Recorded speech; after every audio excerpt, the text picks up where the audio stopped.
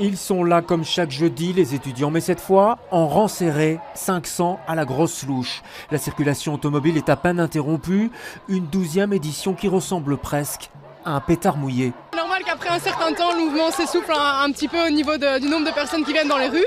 Dans les mentalités, je pense que les gens sont vraiment toujours aussi motivés, mais se déplacer, prendre le train, faire des longs trajets jusque dans les villes, ça devient peut-être compliqué sur une longue distance. Il faut dire aussi que les vacances de Pâques approchent et puis surtout le rejet de la loi climat en a découragé plus d'un.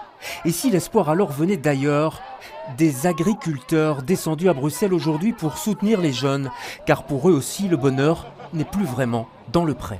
Ils sont directement impactés par les changements climatiques, mais ils sont aussi porteurs de solutions, donc c'est ce qu'on veut mettre en avant aujourd'hui. Ils maintiennent les paysages, la biodiversité, les prairies sont puits de carbone, et donc tous les citoyens doivent le savoir. Sauf qu'en matière de pollution, les agriculteurs sont souvent pointés du doigt, notamment pour l'usage des pesticides et des produits toxiques. Les produits toxiques, oui peut-être, mais enfin bon voilà, nous on est ouverts au débat. On a quand même réduit depuis de nombreuses années de 30% notre emploi de pesticides. Et je crois que demain, si la science nous aide, on peut être encore plus performant et plus naturel. C'est ce qu'on cherche.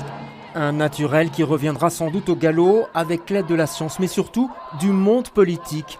Tout comme les défenseurs du climat, déçus depuis la semaine dernière, les agriculteurs se sentent aujourd'hui bien seuls.